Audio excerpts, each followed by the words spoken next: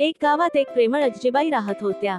एके दिवशी त्यांना त्यांच्या मुलीकडे भेट द्यावी असं वाटलं, पण तिचं घर जंगलाच्या पलीकडच्या बाजूला होतं। आजीबाई धीर करून जंगलात शिरल्या। जंगलाच्या मध्यभागी त्यांना वाघ, सिंह आणि लांडगा भेटले। सगळे गुरगुरत म्हणाले, आम्हाला भूक लागली आहे, तुला खाऊ का? आजीबाईंनी शांतपणे हात जोडले आणि म्हणाल्या, मला खायचं असेल तर खा, पण मुलीला भेटून परत आल्यावर खा। मी वचन देते, मी परत येईन। प्राणी थोडे चकित झाले। आजीबाई इतक्या धाडसी कशा? त्यांनी तिला जाऊ दिलं। आजीबाई मुलीकडे गेल्या। तिथे त्यांनी भरपेट जेवलं। 2-3 दिवस राहिल्या।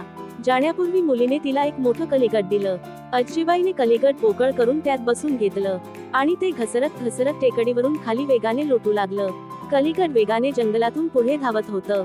वाघ, सिंह, लांडगा सगळे आश्चर्याने बघत राहिले। त्यांना कळलंच नाही की हे कलिंगडात आजीबाई आहेत। कलिगड थेट गावात जाऊन थांबलं। आजीबाई सुरक्षित घरी पोहोचल्या। त्या दिवसापासून सगळे म्हणू लागले, आजीबाई धाडसाने नाही तर बुद्धीने वाचल्या।